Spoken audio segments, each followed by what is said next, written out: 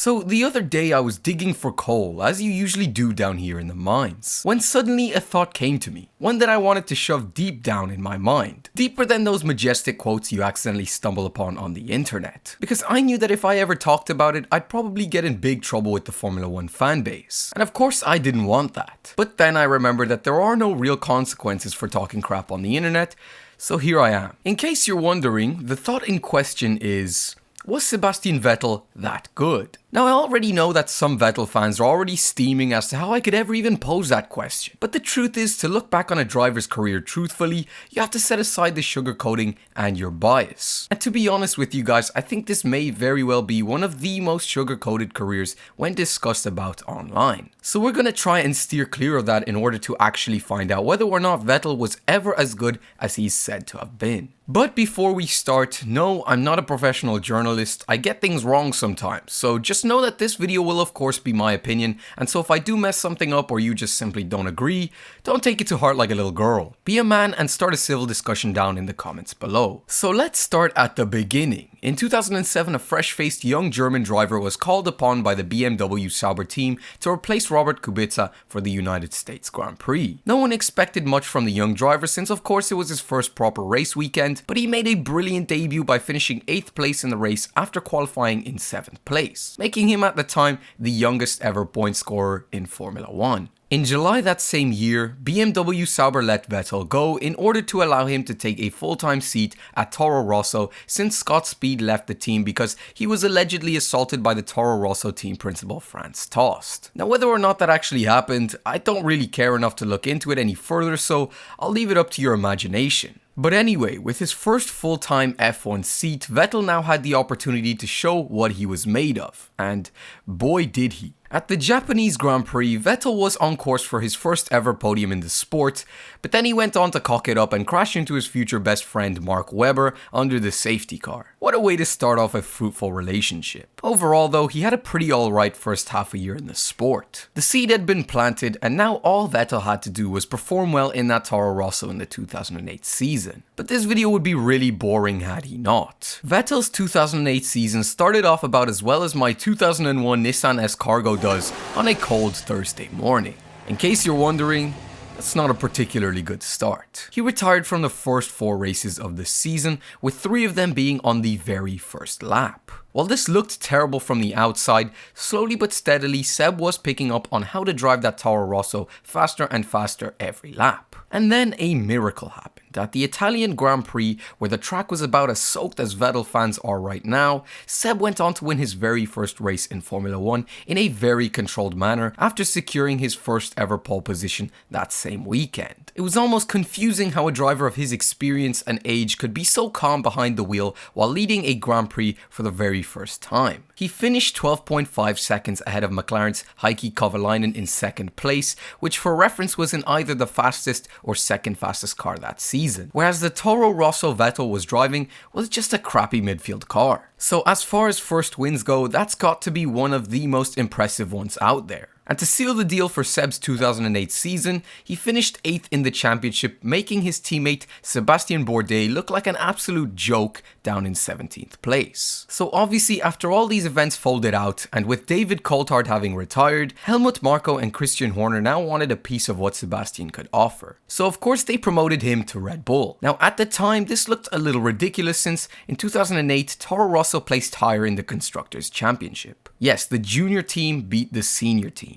But ultimately it worked itself out because in 2009, comparing the Red Bull and Toro Rosso cars was like seriously comparing Lightning McQueen and Mater. There was just absolutely no competition. Red Bull managed to go from making a crappy back of the midfield car to the 2nd fastest car the next season. But the same can't be said for Toro Rosso. Anyway, the move clearly paid off because Seb ended up finishing 2nd in the championship that season, only 11 points behind Jenson Button, who of course was in the most dominant car that season. You could definitely make the argument that Vettel was the better driver. I mean, that's the argument I would make anyway. But that's not to take away from Button's performances that season. He was also great, but in a quicker car for a good portion of the season, so although Seb hadn't won the championship that year, his prime form was starting to show. Now, the next 4 years, I won't go into too much detail. Obviously, we all know that Seb won 4 consecutive Drivers' Championships, and this was Vettel in his prime. But I will have to say that at the same time, 2010 to 2013 are some of the most sugar-coated years of Sebastian Vettel's career when portrayed by any form of media outlet. 2010 Vettel was definitely not the best driver that season. He had the best car on track and only just managed to win the championship that year. If you ask me, Alonso was the far better racer that year, and only lost out to the championship due to Ferrari's incompetence, something Vettel would become more familiar with later on in his career. My decision is again reinforced when looking at how well Mark Webber did that season when compared to Vettel. Webber was in contention to win the world title that season along with Hamilton and Alonso, but the previous year in 2009 we saw that Vettel was more than capable of beating Webber in the standings. So either Webber just put on a phenomenal performance that year, or Vettel just wasn't performing on par with his standard. But I think it was a mix of both. In 2011, Seb won the championship fair and square. There was absolutely no competition. What was demonstrated that year was complete and utter domination. The best driver that season paired with the best car on track. Sounds cool when said out loud, but mind-numbingly boring in practice. To track back to my point of Vettel's standard of beating Webber, we saw this again in 2011. Seb clapped Mark's cheeks that year so damn hard you could hear it from freaking space. Webber finished the year off in 3rd place with 258 points, while Vettel won with 392 points in the bag. So if you ask me, I think this was Seb's greatest year ever in F1. Then 2012 came around, and if you know me, you probably know what I'm about to say. 2012 was Alonso's year. Full stop. The Spaniard made his donkey of a Ferrari run like a freaking stallion. There's no argument against it. 2012 would have been Alonso's 3rd title win had it not been for Vitaly Petrov defending like his life depended on it. DRS was then invented as a consequence of that very battle. That's borderline F1 admitting that what happened in Abu Dhabi 2012 just simply shouldn't have been the case. But with all that being said and done, at the end of the day, I can't sit here and say that Vettel didn't drive well in 2012. He did, but saying that he deserved the championship based off his performances that year for me would be one hell of a reach. And finally, 2013, probably Vettel's most highly regarded season of all, and by far his most dominant. In the second half of the season, it was almost like watching a bunch of Formula 2 cars go up against an F1 car. There was just no chance for anyone else out on track. And of course, you can't mention 2013 without mentioning Vettel's 9 race wins in a row. The record that hasn't and probably won't be broken for a very long time. Possibly ever. But ultimately, I don't regard 2013 as Vettel's greatest season for one reason. The car. The RB9 was so damn good that year that it was hard to distinguish whether or not it was skill or simply just the car that brought Vettel to such levels of domination. I don't think we could ever know the answer to that for sure, but you certainly can't base your answer off of Vettel beating Webber that season. The man was literally on the verge of retirement. He wasn't as fast as he used to be, so the fact that Vettel beat him by a big margin then wasn't as impressive as in 2011, or at least not in my opinion. But what makes me believe that it was indeed the car making his performances more flattering than they actually were was Seb's next season. 2014. A new Aussie had just climbed up the ranks the same way Seb did back in 08. However, now Red Bull hadn't managed to make the greatest car that year due to some major regulation changes. The new driver in question was of course Daniel Ricciardo, and in his very first year at Red Bull, could you guess what he did? That's right, he beat the great Sebastian Vettel by a significant margin. Just so you don't forget, this Seb was just coming off his most dominant year in F1. So what in the world happened?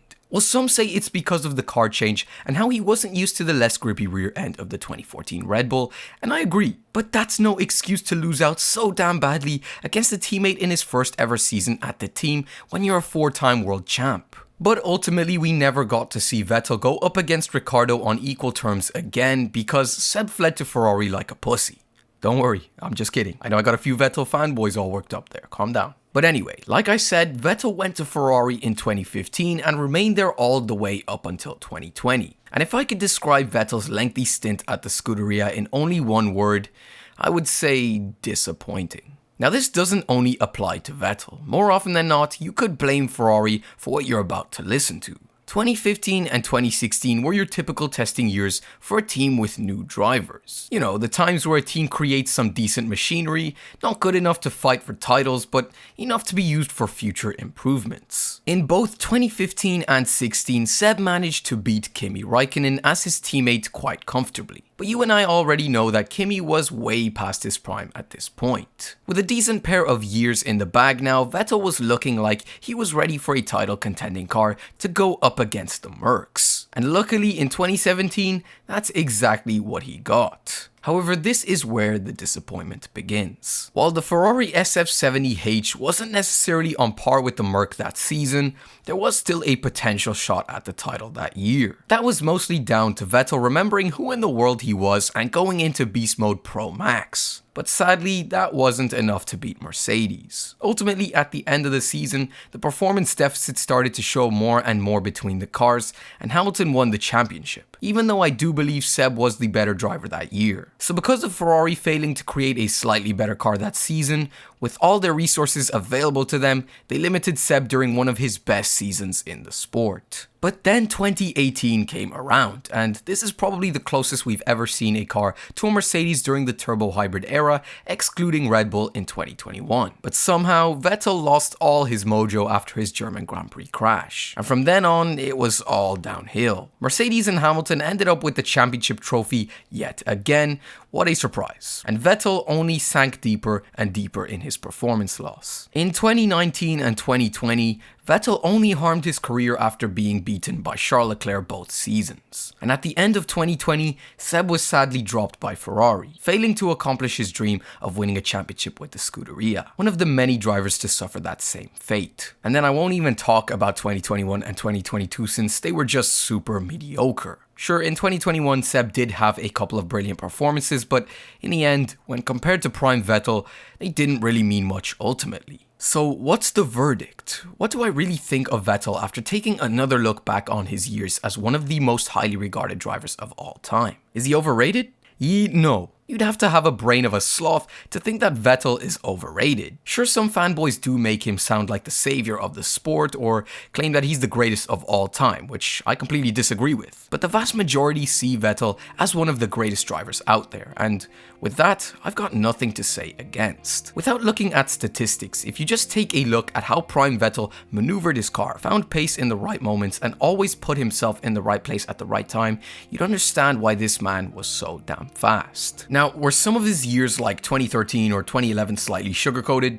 Yes, I think so, but in the end, you can't simply write off what he accomplished in his career simply because he had a fast car. Because if you know anything at all about F1, you'd know that to win a championship, you need one of the top cars on track at the very least. Unless you're Fernando Alonso, of course. And on the topic of his Ferrari years, yes, they weren't as good as his Red Bull days on paper, but we still managed to see some of what Vettel was truly capable of at his stint with the Scuderia, even though it didn't really amount to too much. He was the only driver in a while to bring the fight to Mercedes in their prime and potentially could have come out on top if it weren't for some errors on both his and the team's end. But that's about all I've got to say. Do you agree? Do you not? Let me know down in the comments below if your fingers aren't too tired from typing. But really guys, thank you all so much for watching, I really appreciate it, and on that note I do hope you all have a blessed night, and I'll catch you all next time.